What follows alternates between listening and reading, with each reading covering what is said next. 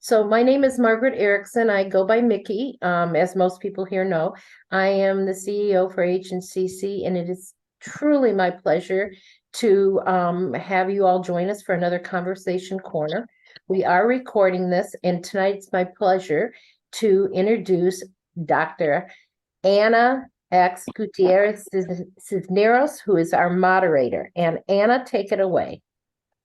Right, welcome everybody. This is Dr. Ana Malinali X Gutierrez Cisneros from New Mexico, beautiful northern New Mexico. And I'm being your moderator today. I'm going to read this bio for you, Dr. Orr.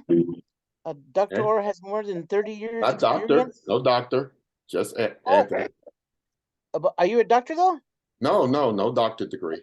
Hey, I didn't know that. Thank you for that correction. Anthony has worked in various IT strategy, managerial, consulting, executive advisory, marketing, and technical positions, helping organizations in over 50 countries achieve their service management goals.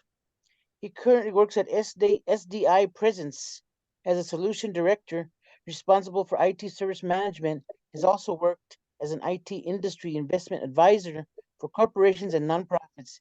He's the VP of special events for Houston Help Desk Institute. As an IT thought leader, he has authored the IT Infrastructure Library and several certification exams, as well as numerous blogs, podcasts, videos, booklets, webinars, white papers, and other articles. Prolific writer, Anthony. Having lectured at universities around the world, Anthony is a frequent speaker at local and global industry events. He also practices and teaches hypnotherapy, Reiki, neuro-linguistic programming, and many meditation techniques. You can find him at www.powerofyourmindreleased.com and find his books on Amazon. Relative to these practices, he's an experienced executive with a demonstrated history of working in the information technology and in service industries fields. He's skilled in business, IT processes, IT technologies, people management, data centers, pre-sales, business management, and future trends. He's a strong advisory and consulting professional. Welcome so much, Mr. Orr. I really appreciate it. Nice to meet you. Gracias. Thank you. That's a lot of stuff. I can't believe I did all that stuff. Gee, life just goes past so fast. I want to first say thank you for inviting me to this and speaking with you all. It's my pleasure to share my story with you all and about the life events and stuff like that. There used to be a time that I wouldn't tell people about how I grew up and everything else, but today I'm very proud of my background and everything else. And that's even a part of therapy too, that you all know, that you be an understanding of who you are, how you get there, and everything else. Maybe the challenges that God put in front of you, so that you could use those challenges to help other people. And that's what I try to do with my background and my history and everything else. I also want to thank Mary Turner for inviting me. She's a good friend of mine, and she knows I like holistic health and everything else. We talk about these things all the time and everything else. So even though I'm not a nurse, maybe I am a nurse in spirit, as I go out and help people. As you listen to that bio, I've been working in IT for a long time, actually over 40 years, doing lots of things, with different companies and everything else. But I'm gonna take you on a journey from my early days in grammar school and everything else, and talk about certain challenges and influences and economic conditions, education, and people who influence me and all that type of stuff at the end of the day, which hopefully I find helpful for you all. Earlier, before we started this, we talked a little bit about hypnotherapy, and I'm a hypnotherapist, and I do NLP and meditation and Reiki, and that's all at the end of the day to help people, because of what I feel at the end of the day, that our higher level of being is about helping each other and helping people. If you ever follow things like Maslow hierarchy of needs, and you get to the top and it says, self-actualization, and it says, man, that's where you get to, and you start feeling good about yourself, your career, and everything else. But there's something higher than that, and that's the ability to help other people. And I talk about that in one of my books too. And when you get up there, you'll realize that the one of the best feelings of gratitude and everything else is when you help somebody else without expecting anything back. But at the same time, it still enriches your life too at the same time. So to start, let's see. I grew up on the south side of Chicago and partially on the west side. Was that a question? Thought I heard something. I grew up on the south side of Chicago, partially on the west side of Chicago. Today, I live in Houston, Texas, and in a western suburb called Richmond. Currently, right now, I'm in Orlando, and I'm speaking at a conference. My session is tomorrow afternoon. I'm talking about an IT subject with the people here. One of the things I do when I talk about IT subjects, one of the key aspects of all my IT subjects is the people aspect versus just technology. I talk about people and how technology affects people, how to enable people, how to engage people, and everything else. And really, at the end of the day, how to be human within IT. So, going back to the beginning, like I said, I grew up on the south side of Chicago. And if you're familiar with Chicago at all, there's some, at that time, there were some projects. And I grew up in Stateway Gardens, and the other one was Cabrini Green. They were considered some of the roughest areas in the country.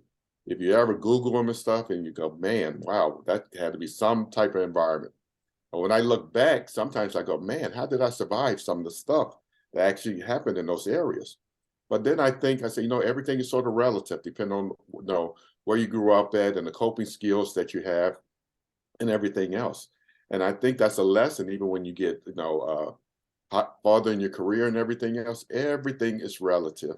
So you could be the richest person in the world, still be depressed, or the poorest person and be depressed, or you can be the poorest person and be as happy as can be, and vice versa. And we know this by some of the things that we see in society with people who commit suicide and all type of things and the things that go on in their lives. So growing up in Stateway Gardens, that's my primary place, I had lots of challenges on deciding, what I wanted to be and what type of person I wanted to be. Did I want to be one of those typical bad, people that we think about who grew up in those type of areas? Or did I want to be something else or something different?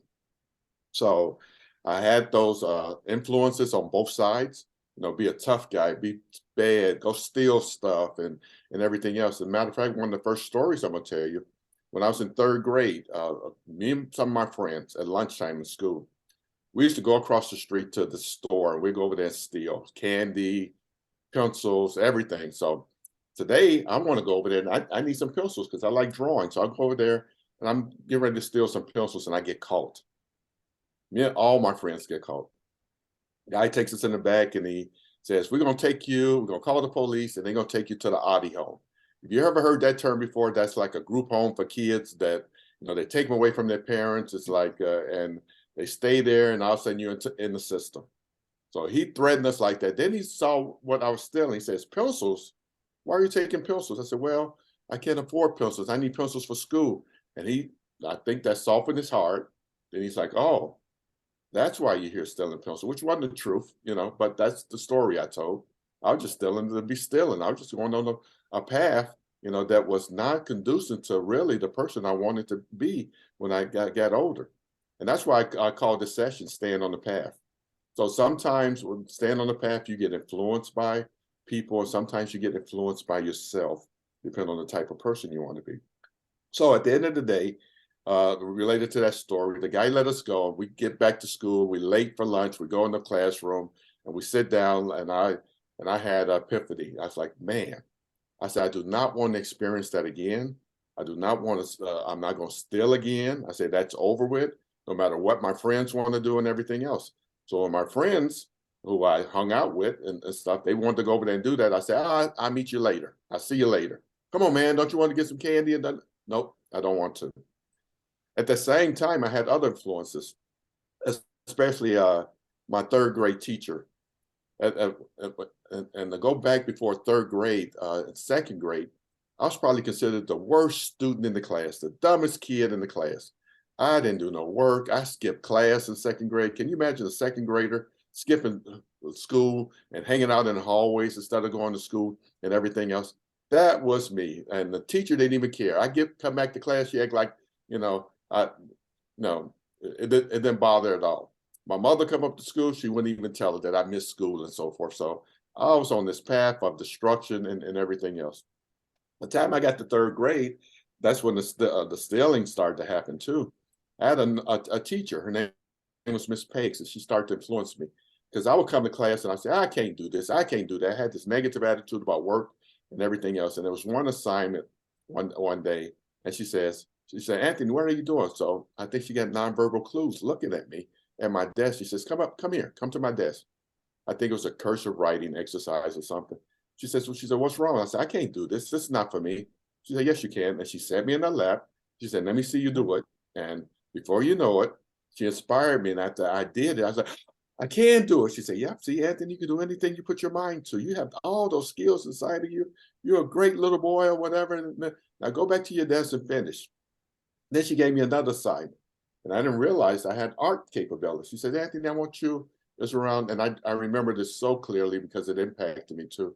She said, Anthony, I want you to draw a picture of the Mayflower so we could put it on our board outside. I said, oh, I can't draw. She said, yes, you can. Just give it your best effort.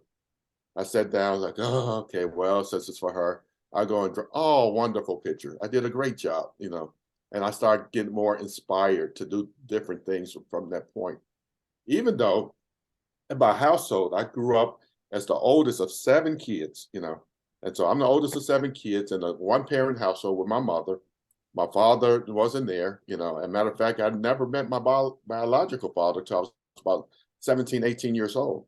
I did have a stepfather at that time, but he was in the Vietnam War and back and forth and stuff like that. So it really wasn't a male figure around me at that time. So there were some challenges there too, especially in that environment with being the oldest and being picked on and people bullying you and everything else, which led me later to actually start studying martial arts when I was about 7th grade and 8th grade and so forth. But that influence in 3rd grade made a big impact on me. Like I said, I remember it. I remember the patience she gave me and everything else. Matter of fact, it ignited something in me that I wanted to excel in school. I didn't want to be the dumbest person in the class anymore. So I went home and I engaged with my mother for math stuff. And then I said, I don't know this, what's next after this? And after fractions and everything else. And before you know, I was ahead of the class. Matter of fact, at the end of 3rd grade, they wanted me to skip 4th grade and go not to 4th grade, but to 5th grade. And at that time, with kids making doubles, a lot of parents, nah, we don't do that. I think that upset them, so I didn't do that. I went on and I just kept going until I ran into more challenges around 7th, 8th grade and so forth. That I don't know really what was going on, but I started disassociating, which carried me into my first year of high school. My first year of high school was terrible, Again, I failed gym. I didn't fail gym. I got a D in gym. Would you like D in gym? How can you get a D in gym? I felt biology. I was just terrible. I didn't want to go to class. I didn't want to do nothing and everything else. So I said, well, you know what? I go to summer school and make it up. I go to summer school. I get inspired by another teacher. And at the same time, while I'm doing this, I'm in church. I'm a church kid. I want to do the right things and everything else. So I started staying away, like I say, from guys who were stealing and smoking and drinking and everything else. So I sort of distanced myself from that type of behavior at the same time, because I just didn't think it was something I wanted to do. And the people around me, like, for example, in the projects and stuff, in those bad areas, you'll walk around and you see people laid out in the street because they've been drinking and then peed on themselves and everything else. So you have this environment that's just non-conducive to just being a good person and everything else. Then you have, the older guys that they hang out in the hallway and they just tell you things like, this is a white man's world. This is not for you. They're not going to give you a chance and everything else. So you just will hang out with us and drink and smoke and have a beer, a little kid. They telling this stuff too at the same time. So you're getting all this influence, which influences a lot of people, a lot of kids. They go that way and they want to be tough, because being tough and stealing, that's a coping skill so that you can get and eat sometimes, get some candy or get some potato chips or something like that. Because most of us was real thin kids, wasn't, a lot of things. And even during that time period, grammar school, one of the things that, my family, we were public aid recipients, So with that in mind, we would actually go to the store and get stuff on credit. And by the end of the month, now my mother or my grandfather had to pay that back. So now the money is less. So this was a constant cycle of getting stuff on credit so we could eat. I remember going to the store and they said, yep, my mother sent me over here for 2 eggs, on credit. And so I bring back the 2 eggs and she'll make some cornbread or something like that for us with dinner with something else with cabbage or whatever and things like that. So I remember those type of things. And even in the environment, growing up in the projects and stuff, it's infested with bugs, roaches, there's rats and stuff like that. It's not clean. People don't keep the hallways clean and they urinate on the banisters or on the elevator and all this type of stuff that you're going through all the time. And then you have these other challenges, with other people and everything else. So I would tell anybody, I say, so how do you get inspired to do something different? Well, you have to be influenced by people and you have to see other things. The TV wasn't conducive, but I did have relatives. I had a relative that stayed in the house. So I go to his house sometimes. I was like, oh man, this house is so cool. When I come out here, I can ride this mini bike and do stuff like this. I say, this is what I want, So you have to help with some of the programs that have been cut out of certain neighborhoods and stuff, after school programs. Those were effective when you get to go play games and also would be do things like being on the tumbling team. I learned how to do gymnastics and stuff like that when I was in that environment, which sort of keeps you out of trouble and keeps you focused on something that's a little bit more positive and everything else. But on to high school. Now, my first year in high school, like I said, terrible. Felt biology. My grade point average, I know it was probably a D+ or something. But what turned me around? After that, when I went to summer school, I met another teacher. And this teacher, he knew a guy named Otis Boykins. I don't know if you know him, but he would come to class. Otis Boykins invented the heart pacemaker. He was a scientist. He had lots of other inventions.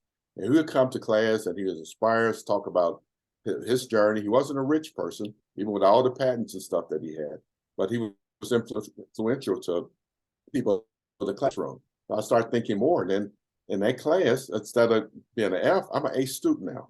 Now I'm starting to become an A student. Started my sophomore year as probably a B student, but then one day, I don't know what happened, I sort of woke up. Instead of being lazy and said, I don't want to do this stuff, I'm looking at other students that weren't as smart as me or intuitive as relates to the work being done. I'm like, man, that person got a B, that person got an A, and so forth. And I got a C or a D, or I didn't even turn in the assignment. And I could have did it. So I sort of turned things around. And church was helping me too at the same time, the influences I had there. And then stuff would happen, This is why I tell people that I sort of told you that story. One of the things that was happening during this journey, there was intuition or voices that I would listen to.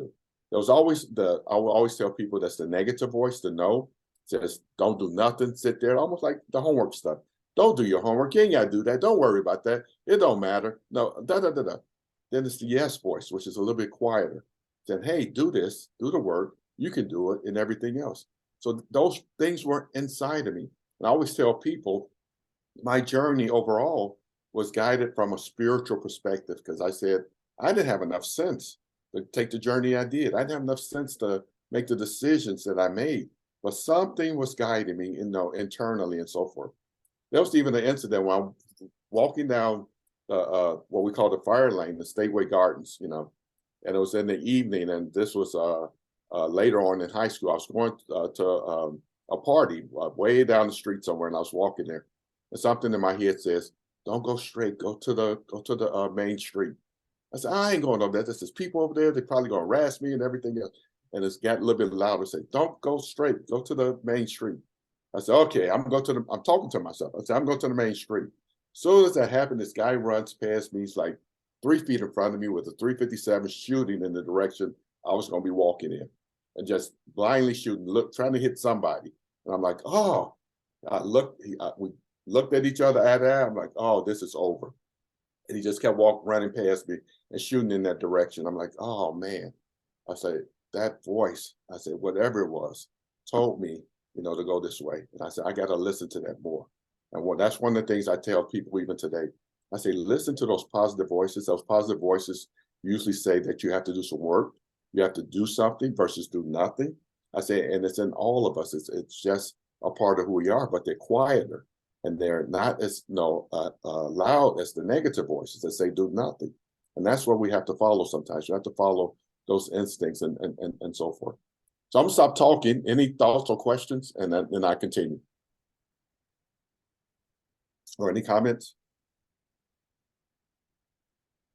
I would Anybody? just say that I worked at Children's in Chicago, and I knew Cabrini Green well, and I went to DePaul. Okay. Was Cabrini Green, from your perspective at the time, as tough as Oh putting it- yeah, Yes. Yep. oh yeah. I and- ended up doing my thesis on infants and mothers exposed to cocaine, and so I went to a lot of the hospitals nearby to interview nurses. Yeah. Cabrini Green, I would go there in the summertime. That's where my Mhm. stepfather lived. So I'd be in Stateway for the school year, but in the summertime, I'm usually over there going through the roadhouses and the projects. And plus I have relatives over there. I have relatives in all the project areas because that's just the way things were.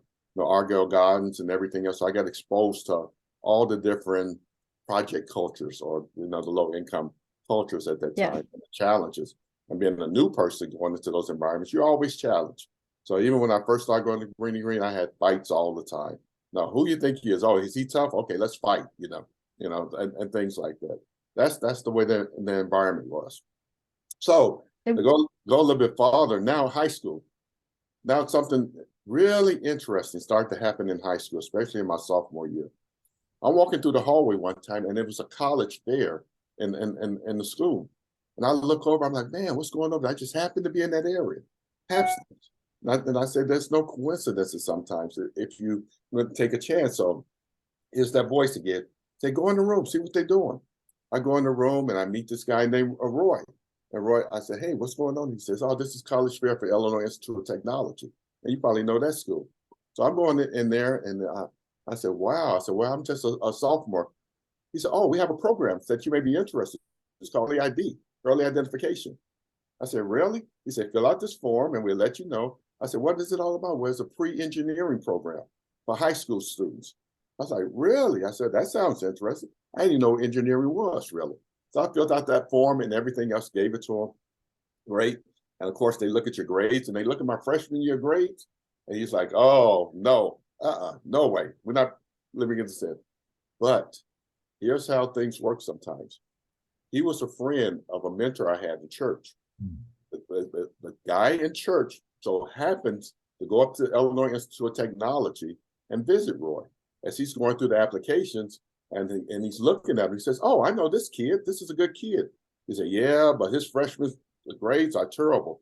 He said, oh, just give him a chance. You'll see. He'll surprise you. So I don't know what was going on. He says, I don't know. And the guy name was Hiram. Said, I don't know, Hiram. So I get accepted into the program. Early ID, early identification, engineering program, and later into another program that they had. As I go through that program for the summer, and what we like to do was have summer jobs. So I actually get paid to be there. But I started with an attitude because I was around all these other kids that were way more privileged than I was and came from different places and stuff like that, and they drove in cars and had all type of stuff. And I would not tell them where I was from. So I go there, and all of a sudden I start getting engaged with these kids, all different cultures and everything else. And I see that I'm excelling above them in mechanical engineering, aerospace engineering, electrical engineering, all these different areas. I'm helping my teams win and everything else with the knowledge I had and everything else in my skill set at that time. At the end of that program, the guys, they said, man, Anthony, man, we won just because of you and everything else. We're going out for pizza to this place. I ain't never been out for pizza. I'm like, huh? So yeah, we're gonna have pizza, we're gonna have beer, man. You gotta come with us. I said, no, man, I don't have a car. I don't have any money. They said, we don't care. We're treating you and everything else. You are significant to us winning the first place and everything else. And says, okay. I said, but I said, no, you're going with us, and I'm gonna drop you off back at home. I said, no, you can just bring me back to the school. It's Illinois Institute of Technology. It's right next to Stateway Gardens, you know, it's on the other side. So he just bring you back. Nope, I'm gonna take you to your front door. I'm like, okay, guys, I'll go out with you. We go out. First time I taste deep dish pizza, it was great. And I didn't drink because I really never been a drinker. I'm like, man, this is great. At the end of the day, they said, hey, okay, Anthony, I'm gonna take you home. You ain't got to worry about it. Eat all the pizza you want, whatever. And we get in the car and I'm in there and they say, okay, we're driving. I said, yeah, I stay near the school. You can drop me off at the school. Nope, I told you I was gonna take you to your front door. Where do you live at? I said, I live in Stateway Gardens. The whole car gets quiet. First there's joyful noises and we're having a good time. Whole car gets quiet. And then the driver says, Anthony, is it okay if I just drop you off on 35th and State? I said, yeah, I told you that's what you can drop me off at. I said, that's fine. He said, I do not want to drive up in there. You know, that scares me and everything else. And I was like, no problem. Just drop me off on 35th and State. Thank you all for taking me out for pizza. This was great. Hope to stay in touch and everything else. But that was the perspective of that project here. Even one time I had this event in church, and it's my senior year. I was writing my term paper for my senior year. I didn't have a typewriter at home, so I went to the church to use that typewriter. And I'm in the church office next door to the big church or whatever, and I'm in there typing because the pastor's son let me use the typewriter. One of the deacons comes in and he looks and he knows where I live at. So he says, hey, you in here by yourself? I said, yeah, I'm just typing on my term paper. So-and-so told me I could. He says, okay. I'm finish it up and I go into the main church. Now the deacon, I overhear him says, why y'all got the project boys in that office? You know, they be doing stuff and stealing. And I'm like, my heart just sunk. I'm like, I said, I thought I was in church. I thought, no, why is he thinking that way about me? I am not that person, you know, and everything else. My term paper happens to be on hypnotherapy and hypnosis. That's when I started studying and so forth. So I wrote a paper on it. So I take the paper to my mentor, the son of the pastor. I said, hey, what you think of my paper? He read through it. He said, oh, great paper. He said, but let me show you what it says in the Bible about this. I'm like, huh? So he brings out Bible passages talking about hypnosis and everything, and it confused the heck out of me. But that wasn't what I learned. So I stayed away from it for a while because I didn't want to go based on what you learn in church from a demonic perspective with a practice like this. I'm like, oh, gee. I said, is this really the direction I'm going? I said, no, I don't want that. So I let it go. So I start studying again. I go, oh, I said, he was just ignorant. He don't know about the practice. I said, he knows his Bible and stuff, and those things don't connect. The things he told me were all wrong, which is the perspective that a lot of people have on hypnosis and stuff. Oh, you're going to get in my mind. Some people I talked to today, they said, blood of Jesus. And I was like, yep. I said, I understand. I know where you're coming from. I said, but it's not that way. I said, you allow me to explain. Nope, you ain't getting in my head. You ain't possessing me. I said, nope, it's not that way, you know. But we are ignorant on lots of things and knowledge and everything else. So we sometimes refuse to search stuff for ourselves. So throughout my whole IT career, one of the things I always prided myself on was picking up a book and studying and everything else. Finished high school. Matter of fact, I got accepted to IIT, you know, for my first year of college. Went there, had some struggles because I'm still staying in Stateway and everything else and all this other stuff that's going on with me. Then I got a job as a computer operator, which you'll see if you go to my LinkedIn profile. That job I had was, you know, 79 was a computer operator position, but I was still in Stateway and going to school and everything else and trying to better myself at the same time. Lots of challenges there and get through high school. So the summary, I would say, of grammar school to high school, lots of challenges with the environment, with trying to keep myself in the right mindset and trying to be a good person, which I always wanted to be because of my religious background, because of the influences I had, my third grade teacher and other people and everything else. And I wanted to stay on this path and be a good person, even though all around me was saying, don't do that. It's an easier path to rob people, to hit them upside the head, to get you a gun and all this type of stuff and everything else and be this other type of person that I really say, I'm not going to be that way. Even one time I remember, which I think was just important with my story. I think I was in, I don't know, 4th grade at this time. I had came up to school early for before school started after lunch, and I went to the office because I like talking to the teachers in there. There was a couple of teachers looking out the window, and they were commenting about, one of the kids or one of the parents walking up. She said, "Yeah, she was in my class before, and her mother was in my class." She said, "It's just generation after generation, just keep repeating themselves." Say, it seems like they're just gonna stay in this neighborhood. I don't know what to say, how they break out of the cycle and everything else. And I'm listening as a fourth grader. I'm going, huh? I said, I ain't gonna be here. I said, my kids ain't gonna be here. That ain't gonna happen to me. So I started making those type of decisions and say, no way am I gonna be here. I don't know how I'm gonna get out. I don't know what's gonna change, but my kids are not gonna grow up in Stateway Gardens, and so forth. So those type of things were happening to me too. And at the same time, there was something I also thought that was interesting. In our school, it was sort of a test school for using computer technology for math, reading, and mainly math and reading. But that didn't happen until I was in fourth grade after I started to excel. Now I'm in the top of the class, so I couldn't use the computer lab because it was more for the people sort of in the bottom tier within their class ranks. So what did I do? I signed up for summer school. Teacher said, "Well, you don't need to go to summer school." I said, "I want to." I said, "We get to use the computers, right?" So I signed up for summer school so I can go use the computers. And the thing was, you do your math stuff, you do your reading stuff, you get your scores, your grade point things, and then you get to play things like tic-tac-toe and other little computer games. And I just finished all my stuff real quick so I could play tic-tac-toe and stuff like that. But I get, enamored by the use of the computers. So I said, man, when I grow up, this is the field I want to be in.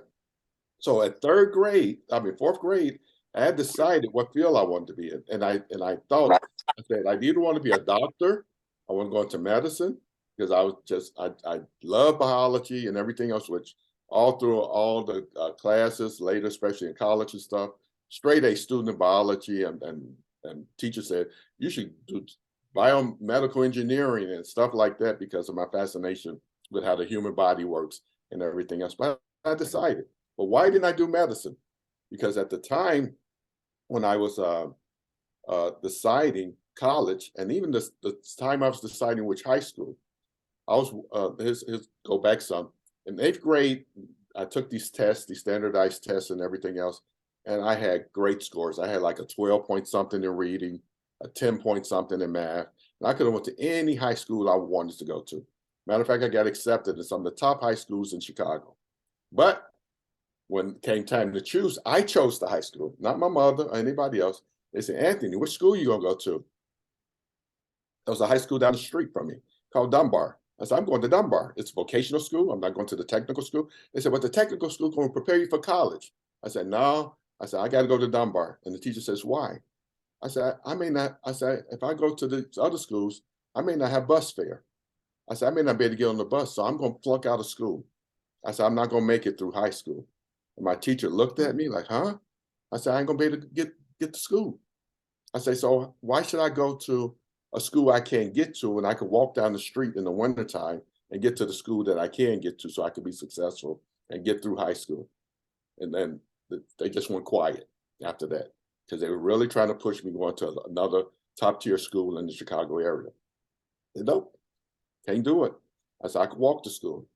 I could walk in the wintertime, I could walk home, and that's what I did a lot of times in the wintertime and everything else. At the time, I was a paper boy, so I had a paper route. So my paper route would take me from the projects all the way to the buildings by my high school. When I finished, and I dropped off my bags, and I go to school right after that. So I'll wake up early in the morning, 5:30, something like that, do my paper route, then go to school every day, Monday through Friday, without missing, in the wintertime and everything else. And I did that too, because I got a free ride to school almost in the morning because I wasn't that far. But in the evenings, I walked home because I didn't have money. I was still getting lunch tickets and stuff like that and so forth, but I just kept with it. And when I was in high school, I took programming classes because it's vocational school. So I learned how to program in COBOL, if you ever heard that, Fortran, BASIC. Then I took a lot of other things related to electricity and all type of stuff, so I was getting other skills and stuff. And I always tell people, even later, I said, Never turn down opportunity for education. That's going to make a big difference in your life. Now to go a little bit farther, now I'm starting to work, and I get my first job and I'm working and so forth and everything else. But I'm going to take you a little bit further until when I start working for, maybe I shouldn't even mention the company, or the organization. So I'm working for this one organization. And they will come around and say, hey, we got extra slots in class for networking, for this. Anybody want to go? Most people say, oh, I ain't taking that class. If I take that class, they're going to want me to do something. I say, yep, I want to go. I raise my hand all the time. Yep, put me in there. I want that knowledge because I know you can't take that away from me and everything else. It got to the point they wouldn't send me to class anymore because I was excelling in all those things. And from a privileged perspective, the more of the white people will go to class. I remember it was one class I was trying to get in. They said, oh, Anthony, you can't go, it's full. I go look at the class, it's half full. I'm like, hey, yeah. Oh, well, we thought it was going to be full. I said, yeah, I know what you're doing. Okay, fine. All right. At that time, I was having lots of challenges too in the work environment. I was very apt technically. I was one of the best programmers, at that time in my IT career that there was. So I couldn't be tripped up and given an assignment that I was going to fail in. Because that was initially what they tried to do. They tried to give me stuff that they thought I could complete. Then I complete. One of my first programming assignments, because this wasn't my first job, and I was very good at it. So I get my programming assignment, and here you go. I said, okay, when does this due? They said, oh, it's due in 2 months or whatever, 2.5 months. I said, okay. I'm like, man, the previous job, I was in sort of sweatshop related to programming. So I was turning out 3 programs a week with documentation and everything else, which is sort of unheard of, because of the speed I was working, because I was working towards a bonus program and I wanted to get the top bonus, which I did. When I left, I got more money in bonus than everybody else. I exceeded everybody. And they didn't want me to leave. Oh, Anthony, we don't want you to leave. Where are you going? Matter of fact, if you get there and you change your mind, come back and sit in your desk and we'll talk about your new salary, as I was excelling in those things. And I had to, because I really, just thought that was my way out too at the same time. And I had to do that. So I get to this new place, they give me this assignment. I say, okay, I go do it in a day. And I'm sitting at my desk and I'm really a cubicle. And the terminals we use were in another area. So I'm sitting there, nothing to do. I asked him, say, any more work? No, just finish the thing you have to do. I said, okay, so I'm an artist now. I'm drawing pictures. I said, I'm gonna draw pictures and hang them up in my cubicle. Start doing that. My lead programmer comes over and says, what you doing? Why are you sitting here drawing? You got a program to finish. I said, oh, it's finished. He says, oh, really? So where's it at? I said, here you go, here's the listing. He rambles through his drawer, finds a red pen. Click, click, click, click, click, click, click. White guy, going to intimidate me. He says, oh, okay, let's see. He goes through it, making noises and everything else. And he circles a couple of things, which were just things that need to be lined up for appearance sake. He said, we like to line our stuff up like this. And I was like, okay, no problem. He says, when you do that, I was like, okay. So right after he finished saying that, I went and did it. Took 10 minutes, came back to my desk. And he looked at me. He says, well, you probably shouldn't be drawing. You should probably get a book like I have. Just read a book, instead of drawing pictures. I said, but this is what I want to do. You read a book, I draw pictures from my cubicle, He's like, yeah, okay. Now, go a little bit further, my chief programmer, who I sort of reported to too, he was like the first person, then the second person. Chief programmer come back. Now, you got to take in mind, I'm the only Black male in this department. All the other Black men are in another department, just cluttered together. I'm like, oh, wow. Why they got all the Black people over there? And I'm here. So I'm thinking an experiment, Let's see if this guy is as smart as he thinks he is. So they give me stuff, they challenge me. This new chief programmer coming, he's was on vacation. I just remember this also clear. He says, hey, I hear you know how to do such and such. Let's see how good you are. Look over, you got any suggestions since you're so good? I said, no, I think what you all doing are great. I said, good techniques and everything else. So another day he comes in. And what I was starting to notice that, some of the other Blacks that would come through, they would fire them. They intimidate them and fire them. And they give them assignments that they couldn't do and everything else. I'm like, yeah, well, they can't do me like that because I'm smarter than all of them. I can run circles around them with my technology skills. So then he comes in, he says, Anthony, I said, yeah. He says, I got a question for you. He said, where y'all get this word hunky from? I said, huh? He said, where y'all get that word hunky from? I think it's so ignorant and da, da, da, da. I said, I don't know. I said, I have no clue about the origins of that. But I could have fought back or got angry, hit him in the eye or something like that, picked up a chair, bust him beside the head. And that's what the response he wanted.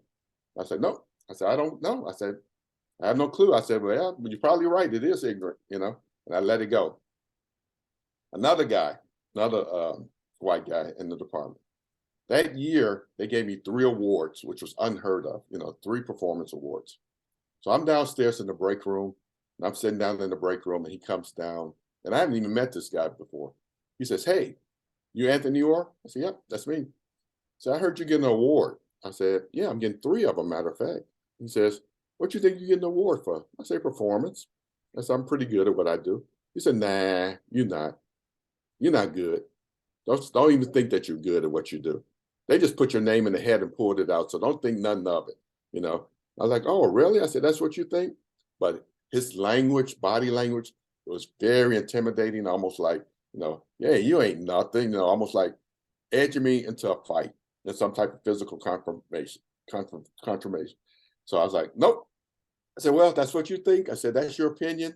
I said, all good. I said, well, talk to you later. I said, man, we can't get them that way either, you know.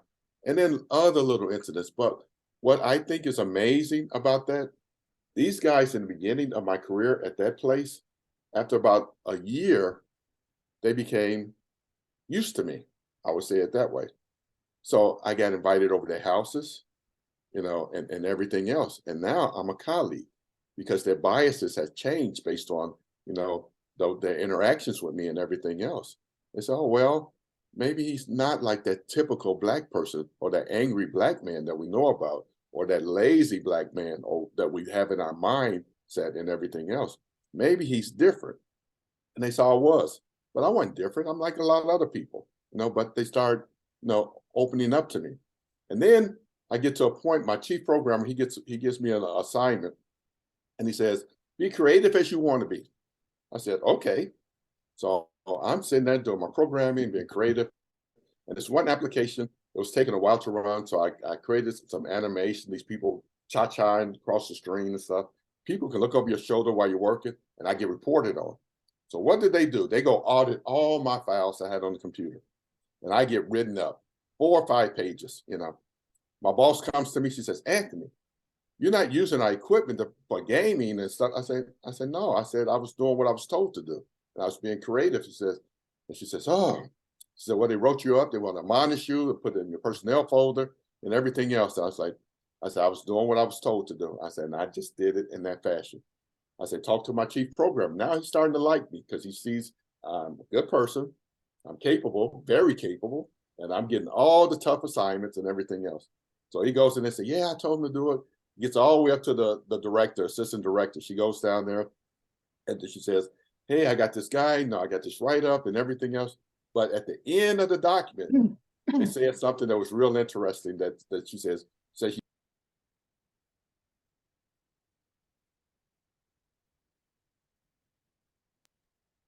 Anthony, I accidentally muted you. Please unmute. I did. So at the end of this document that they wrote up, they say, this guy is very talented. Matter of fact, if you don't have enough work for him, we probably can use him down in our department. She says, I don't know why they put that, but they looked at the stuff you did, and they couldn't figure out some of it and everything else. I'm like, oh, okay.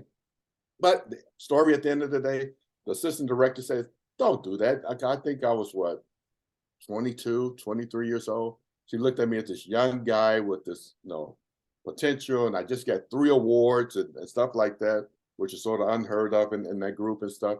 They said, leave him alone, Say he was doing what he was told, So they let it go.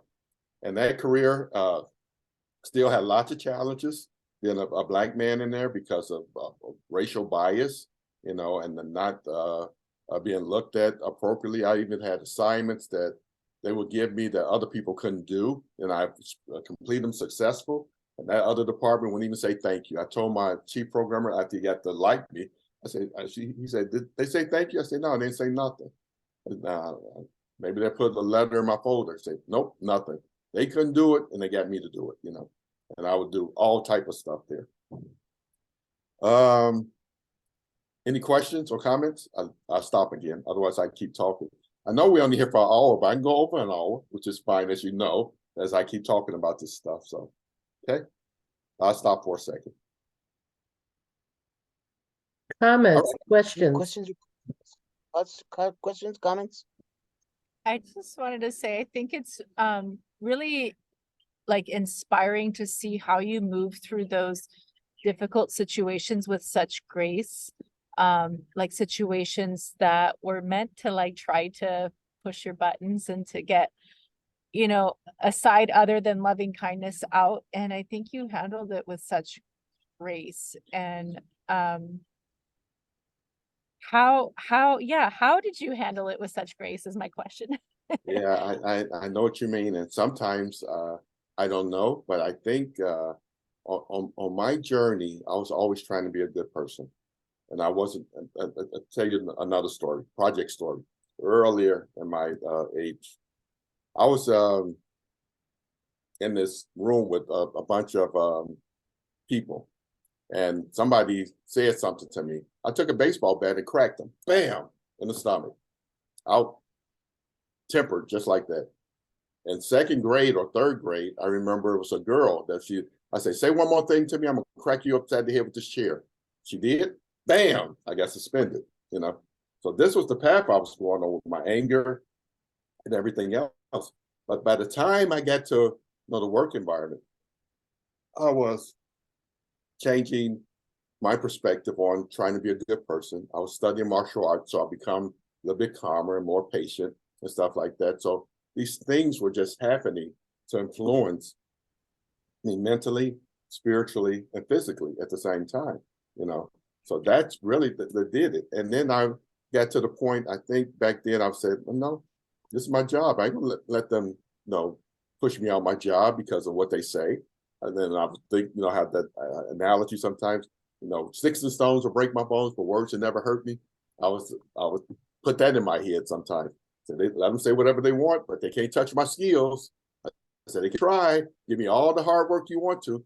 Even when I got promoted and went to another section one time, it was between me and this a white girl, and they wanted to pick her so bad, but my skill set, because I always thought, being that African American person, I had to always do double what my next peer was doing. I was always competing with them, but they couldn't, so they couldn't pick her. So the new team that I'm going, I heard that they said, I ain't gonna work with them then. I don't have nothing to do with them. But it was this other black lady that worked in the same department, and she heard those. She says, I can't believe y'all gonna do him like this and da da da da.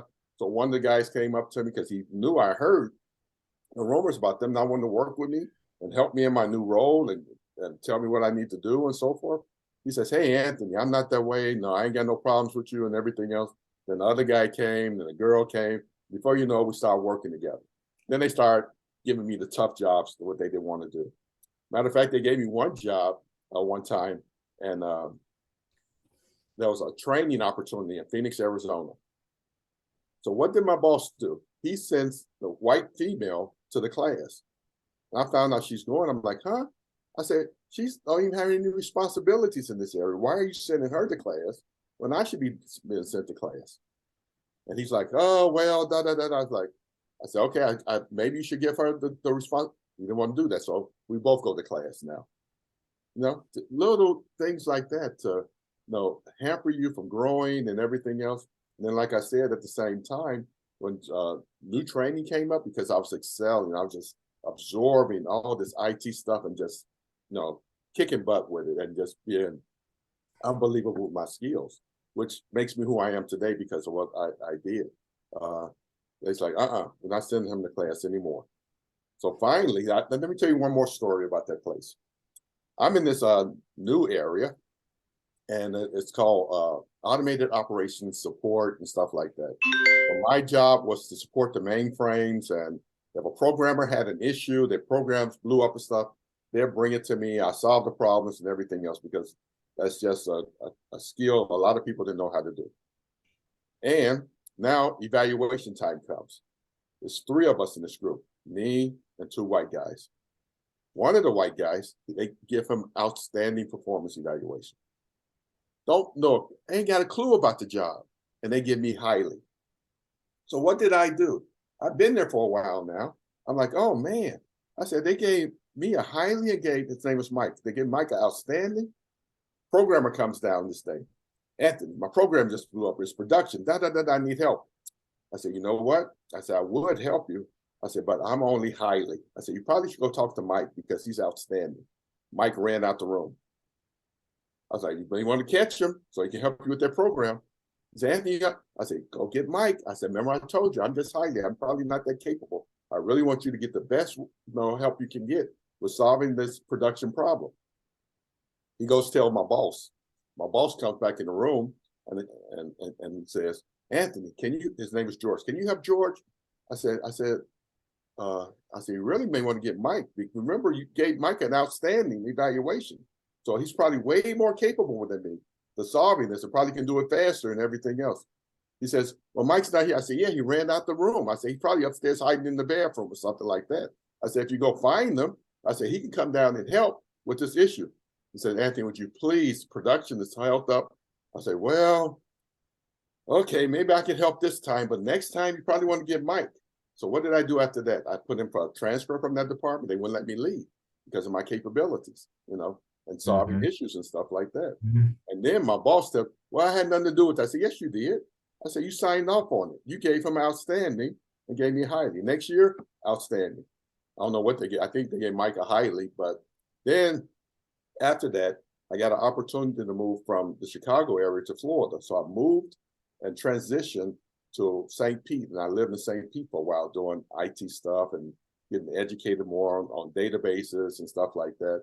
Then I eventually moved to Maryland, and I left and started, and that's when I started traveling a lot, especially across the country. And then when I moved to Maryland, I moved to Houston, where I'm at now. And I work for another company, and to continue the story, I'm start with that since we don't have that much time, I guess. Well, we have all the time you all want. So I started working for this other company. Now I see all my colleagues are traveling all over the place, and like I said, my IT knowledge is above other people. And again, not to break, but I'm very good today. I can talk to anybody in IT about anything and everything else. And I work on, if you know what mainframes are and distributed systems, I work on all the operating systems. I know databases. I know all type of stuff. So I started working for this other company. And then I get the opportunity as I move jobs and stuff to be an author of industry best practices. Now, let me tell you a story to go back related to this. When I was in college, that first year at IAT, I was taking a humanities class. Matter of fact, it's on advertising. And my teacher rated my paper, and he put on the paper, he says, are you ESL? He says, see me after class. I'm like, ESL? I don't even know what ESL stand for at that time. I go see him after class. He says, no. He starts talking. He says, oh, you're not from another country. I said, no. I said, I grew up right down the street. And I guess he knew that I was talking about Stateway. He says, oh, he said, well, some of your writing needs to be corrected and choose some different languages, different words and stuff. He says, when you do that, read through it and then give it back to me and I give you a grade. And I did that and I got a C. I was like, okay, got a C. I think I got a C overall in the class. But then I found out ESL, English as a second language. You know where that took me? It took me to a place saying, no, my grammar school education wasn't that great. My high school education in the hood wasn't that great to prepare me for real life and everything else. My language skills weren't that great. That's what when I even talked to my daughter, when she's writing, I said, you don't use slang when you write. I said, you talk slang, but you don't use slang in business writing and this and college writing and so forth. So I had to go through this perspective change on who I was really in society too at that time in that first year of college after that. And then fast forward, now I'm at this company and I'm starting writing exams, certification exams for people to get certified and stuff like that. And I think I'm in London, and the group that's responsible for the exams and stuff, they say, hey, Anthony, there's a call for authors for the best practice, next best practice publications. I said, really? They said, you should put in for it. I said, okay. So I had to write this paper on myself, and it was like 32 pages, writing samples and all type of stuff. They said, Anthony, you did great on that. Matter of fact, so many people applied globally from around the world. You have 2 more rounds. So we need you to rewrite this particular section that's in the current books, and it has to be based on these constraints and stuff like that. And then the third one is an interview. So I did that. They said, hey, Anthony, you made it to the 3rd round. So you have an interview. And please allocate at least 3 hours for this interview, because you'll be talking to current authors and other people and everything else. We want to know how you think and how you can contribute and everything else. I did that. And I got selected. I'm like, what? I got selected as one of the authors of this best practice that's globally recognized or all around the world. So now I'm going through this process of authoring stuff that took 2.5 years. And I'm working with these other experts and everything else. That gave me a reputation that's still valid today. That's unbelievable. And because of that, I got an opportunity to go around the world, over 60 countries, and talk about this discipline. I've been to Russia, I've been to South America, I've been to, like in my bio, I spoke at universities, on this subject and stuff that I'm considered one of the top experts in the world on, And then I go back and I think from an ESL student to one of the top authors and thought leaders within this space. And what took me there? It was what I tell people all the time, even when I'm doing hypnotherapy, is listening to that voice and staying on the path. The yes voices versus the no voices. My whole career path, again, if you look at LinkedIn, I had no idea that was the direction I was going in. I had no idea I was going to be an industry author and thought leader and speaking at events like I'm doing tomorrow and so forth. And people hanging on my word and stuff like that and so forth. I had no idea, but I listened to the yes and do this, do that. And that path, like I say, stay on the path, stay on the yes path. As you listen to those yeses, start tuning your ears into that voice that says, yes, you can, and so forth. But at the same time, have some type of ideal, something that you want to manifest. Because the travel, one of the things I used to say to myself, I see my colleagues traveling. I remember my boss, I went to Singapore. I said, man, I'd love to go to Singapore. And they go into Shanghai and New Zealand and Australia. I said, man, I would love to visit those places. I talked to my military friends who've been all over the place, Germany, Japan. I said, man, maybe I should have joined the military so I could see those places. And all of a sudden, based on that sort of being in my heart and being a desire, and me thinking it a lot, it started happening. And I didn't realize it was happening. Before you know it, I was doing 1 country, then 2 countries. I go to Asia, and they want me to come over for 3 weeks at a time because they want me to jump from one place to the next and everything else. Everybody wants my time. They want me in front of their customers and everything else. They want me to be advisory and so forth. I go to Saudi Arabia, and I'm in front of Air Force generals talking to them and things like that and so forth. I've been to the Pentagon delivering sessions. One time I was at the Pentagon, and I'm doing a session, and people introduced themselves. I was like, man, these generals and other people, I said, most of them got 3 PhDs. I said, what am I going to tell them about strategy and IT and stuff like that? I said, they're going to eat me for lunch. No. Anthony, may I interrupt you? You have a question from the audience, sir. James? Yeah, James let me finish this one thought, then we have the Go ahead. question. I said, at the Pentagon, they're going to eat me for lunch. No, to the contrary, after I finished, they said, one of the 3 or 4-star generals wants to meet you. I was like, oh, okay. I go over there, had to call my cell phones, computers in this locker, take everything out of my pocket, and I go in the situation room. I ain't never seen one of these. I'm like, wow, this is amazing. Say, well, she only gonna give you 15 minutes, just to let you know. We sit down, we start talking, we're in there for almost an hour talking, because she's intrigued with my knowledge and other people asking questions and stuff like that. The account manager who was with me, he's like, man, that was just amazing. Same thing in Saudi Arabia and other places and stuff like that. So I'll stop that story. But what's the question all about? Thank you. It's interesting to hear, and I've had this own experience. If I go back to 2nd and 3rd grade, there are 4 examples that you've used where you've identified that the second and third grade periods where they were important for you as an individual.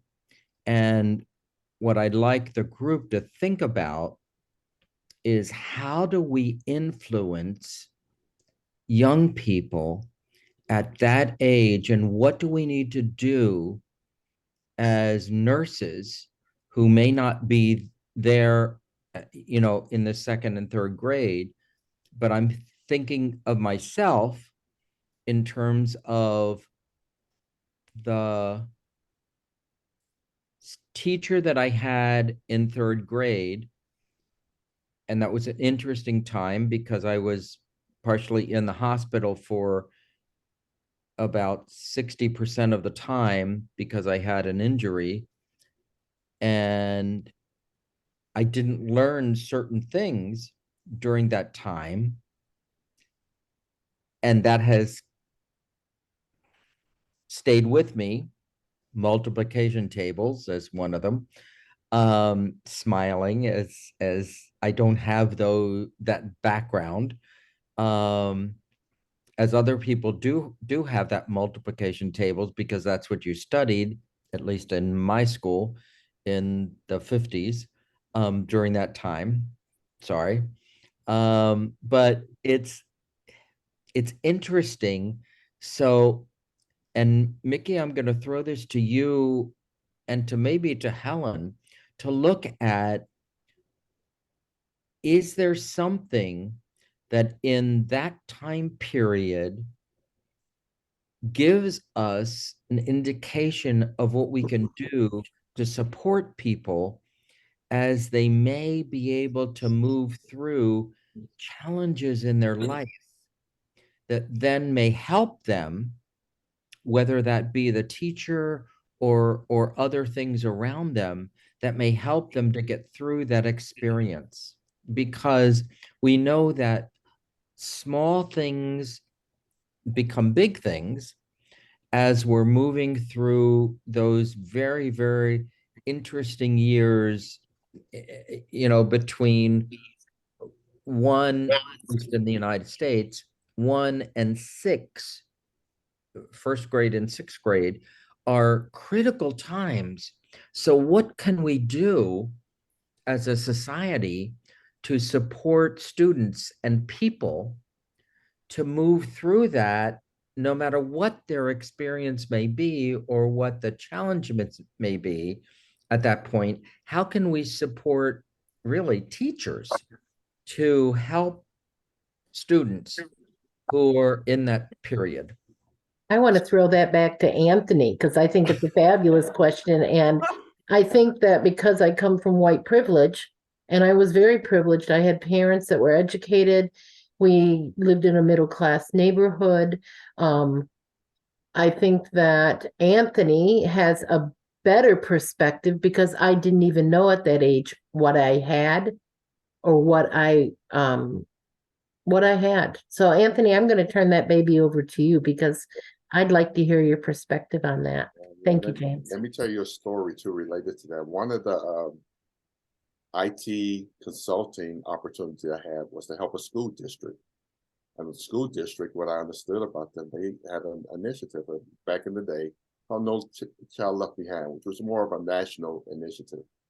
So I go to that school district and I start interviewing people and everything else and doing my assessment. And I asked to talk to one of the members of the board of directors and the CIO at that time. He's mainly concerned about IT, And I told this the guy on the board of directors, I said, hey, he said, why are you here? I said, well, because I always think in business outcome perspective and so forth. And I said, well, I'm here for to really help IT do a better job for its customers. I say, and your customers are the students and the chairs and the parents and everybody else. Matter of fact, you have multiple customers that the school exists for to support them. I say, so that's what I'm here for. And the way I'm doing this, I'm assessing stuff. I'm understanding how you're using IT to help with learning and everything else, not just for the sake of IT, not just for your service desk and everything else, but really at the end of the day. And so he says, wow, I said, that's what you're doing?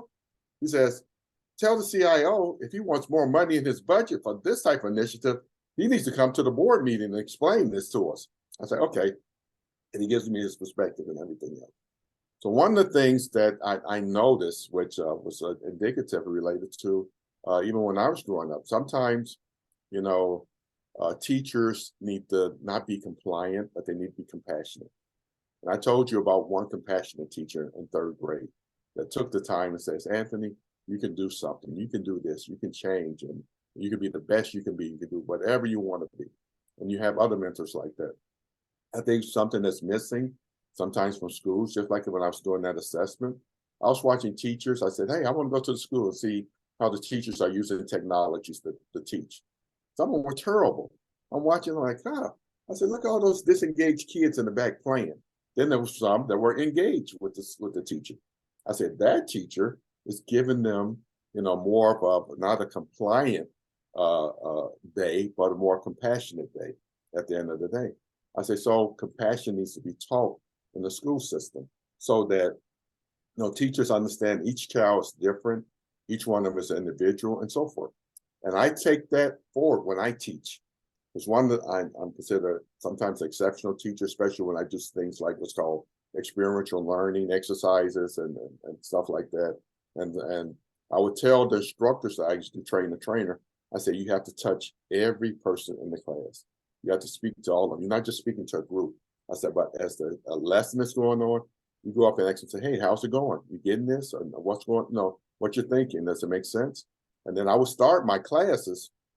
I would tell them, I said, everything I'm going to teach you, I know. I said, but I said, I'm going to learn from you all also. I said, so there's no such thing as a dumb question. There's no bad questions or anything like that. I said, matter of fact, if you have a question and you think it's, I say, I didn't do my job right.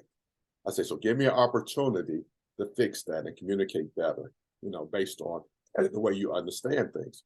And that's what I would do. So saying that based on my learning path and everything else, that's sort of what made the difference was the not just a compliant teacher. You know, like I said, my 2nd grade teacher didn't care if I was there or not. I skipped class in 2nd grade, hung out in the hallways, you know, a bag of candy, you know, and so forth. In the wintertime, instead of going to that school, you know, she didn't care, you know. And at this time, that teacher, I think she even had a bias against light-skinned Black people, you know. She did not like light-skinned Black people. And even our Black community, we have these challenges sometimes and so forth, you know. But I would say, you know, you have to connect with those students. You have to individualize them. You have to know what's going on. And they are ready and full of opportunity and stuff. Even when I do hypnotherapy for what I call young adults, you know, 11, 12, 13, anybody I can do it, any young adult that has an attention span, they can pay attention to me. They don't look for rabbits running around the room and sit still. Even if they have ADD, attention deficit disorder. I work with kids like that. I said, I don't think this person has ADD. They just haven't been approached right. I think they misdiagnosed. I said, look how easy I was able to put them into trance. I said, if they had attention deficit disorder, they wouldn't pay attention, they'd be distracted and all this other type of stuff. I think we don't give kids what they need and everything else because I think people get into their careers for the wrong reason sometimes. Just like sometimes when you think about getting customer service, you're like, oh, gee, you could tell this person don't like being around people. Why are they in the front, and service people? And they just got an attitude and everything else. That person they should be somewhere else that what they could be more comfortable with what they're doing. So the first thing I would say, you know, to really get into that is the people that have that direct contact with those kids, they need to be trained differently. They need to have a different perspective on what their job is. They need to be compassionate. They need to understand the outcomes they're trying to get to. And they need to get rid of their biases related to different types of kids and everything else. You know, the light-skinned one versus the white one versus the darker one and everything else. But we all have those biases, all those challenges. I had certain biases I had to get rid of. You know, I was like, oh man, I shouldn't be that way. So I got rid of them. You know, I can tell you that story too. But That's what I would say.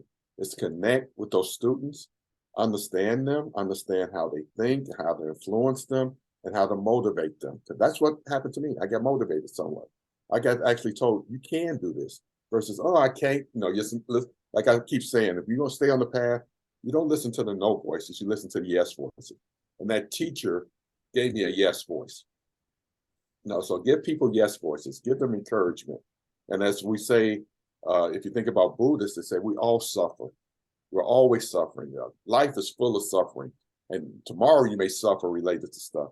But when that happens, the best thing you can do instead of adding fire to the suffering and say, no, you can't, you know, and you don't have the capability or whatever, is give that person love, you know, and understand what does it mean to give love to a student, to a child, to an adult, even a parent.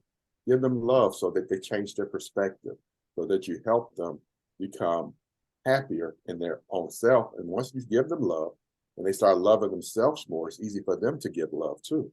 So if you do that, I think, especially in the school system, and you teach those type of skills and so forth, or even in a hospital environment, if you just going through your daily routine, you say, okay, I gotta go take this kid's temperature and this, that, and the other, and you go in there, and you don't even see them as a person, but you just do your job, you know. I think you're missing an opportunity. If you go in there and say, hey, how you doing today? Oh, you're going to be so much better. Oh, look at that smile on your face. Oh, man, I'm so happy to see you today. Man, I know you're going to get better. You're going to be out of here. What sports do you like? You like baseball? You like football? You like swimming? Oh, you should try swimming. If you haven't learned how to swim yet, you know, inspire them to do something different, but connect with them, you know, because, you know, I've been to, you know, nurses, they come in and so forth. I tell you the story. A doctor that I had in Maryland, he wasn't there, so they sent a substitute. I'm like, oh, my doctor's not here. So this lady comes in. She comes in and she starts taking notes. She said, hey, how you doing? I'm like, I'm sitting there, I'm going, when is she gonna say something to me? When is she gonna ask me why I'm here? And she's taking all those notes and everything else. I said, hello? She said, yes, 1 minute. I'm like, I said, what you doing? She said, I'm reading your chart and I'm figuring out what I must do. And I'm like, I said, but I haven't even told you what I wanted, you know, or what I'm here for. And she gets a little attitude. I'm like, oh, I was like, okay, I can't wait till this over with. I will go out to the front when I'm leaving. I said, please never, ever have her wait on me again. She's the worst doctor I ever seen. And the ladies looked at me like, huh? I said, she is terrible. She has no bedside manner, if that's what you all call it. She don't understand patients. I said, she just came in and started taking notes. I said, I don't know what's on her mind. What's her problem? You know? So, but you even in those type of things, you learn about the type of person you shouldn't be, you know, and you need to pay attention to that. The type of person you shouldn't be versus the type of person you should be. And then, Anthony, yes. I have a comment, please, from Fern in Green Valley, Arizona. It says, perhaps having the conversations in school about compassion, Anthony. I so appreciate IT people. They are my favorite because of their creativity and desire to help without judgment. The conduit between technology and communication. You are awesome. So important for the compassion connection. Then there's another question about asking you what you suggest we do. What is the question, Margaret? Suggest that we do I think regarding? he answered it, but I do have another question. And I saw that he said no questions are off boundaries. That's right. Okay. Ask me anything. So, Right. Anthony, when you think back of what I mean, and I haven't dealt with that, although what I will say is I have been a nurse for 44 years. And when people find out I'm a holistic nurse, they automatically, and I was very blonde in my younger days, thought I was an airhead and an idiot, right? What could I know? How could I do anything? Because, you know, the buxom blonde showing up in the uniform kind of thing. But I've never had the bias and prejudice that people of not just Black, Hispanic, Asian, also those who are neurodivergent, homeless, etc. I want to ask you, when you think back on what I call just really ignorant behavior, like I can't work with him because he's Black, or we're not going to give him an award because he's Black, or he can't possibly know that because he's Black. Do you remember a time where, because I think you have tremendous grace and wisdom, and I think you're an old soul. But I have to think that we're I have all another- human. I have another story about the old soul thing. Like, go ahead. I would like to hear that, but my question is, when you think back on some of those, I can't, and I will share very quickly that when I was in 5th grade, I had a phenomenal Mr. Rock teacher, and we were studying the Civil War and slavery, and all of a sudden after lunch, I remember raising my hand and he didn't answer it. Didn't call on me. Then it was time for recess, and everybody who was blonde and blue-eyed had to wait. We missed almost all our recess. We couldn't get in line. Well, of course, I didn't understand. So I got out on the playground, and luckily he was a patient, graceful man. I threw my shoe at him. I got really angry. He hadn't called on me. We couldn't get in line. Most of our recess was gone. And the point being that he was trying to show us what it was like to have physical characteristics define who we were. So when I think about that 60 years later, 55 years later, I want to ask you, because you have had so many of those experiences in lifetime, and as a white privileged woman who was educated, had 2 parents, et cetera, do you remember a time where you thought, I can't do this anymore? Or have you always had this grace? And if there were times that stood out, what got you through there? Because you have so much wisdom when you talk about how to deal with it. Like, I'm not going to lose my job over this. I'm not going to get in a fight over this. Yep, I've had moments of despair and crying and everything else, and I think at that time I may have even thought about this. I don't want to be here anymore, like a lot of other people, you know, and so forth. Or this life is not for me, and I'm just tired, you know. But I just kept going, you know. At the end of the day, I wasn't what I say across the line to say it's over. I'm going to jump out a window or something like that and say, nope, I'm not there yet. But I know what it's like to get close, you know, to being that type of person. It's challenging. And you, of course, the things that you know is that you feel alone. There's no help. You know, there's nobody to talk to. There's nobody to understand you, especially one of the challenges I had being the oldest in the family. I didn't think I ever had any support. And my mother was just doing her best based on what she had and everything else. I didn't feel I had no support. And really, at the end of the day, I was always on my own.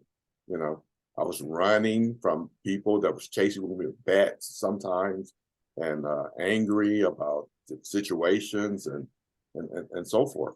And then you get all the other challenges and so forth. So I think, like I said earlier, we all suffer.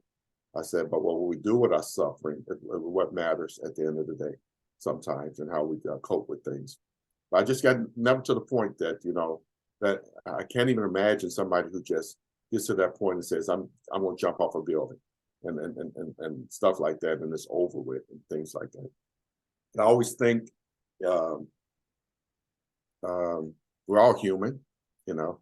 And even from a religious perspective, even in church sometimes is not good because they teach you bias.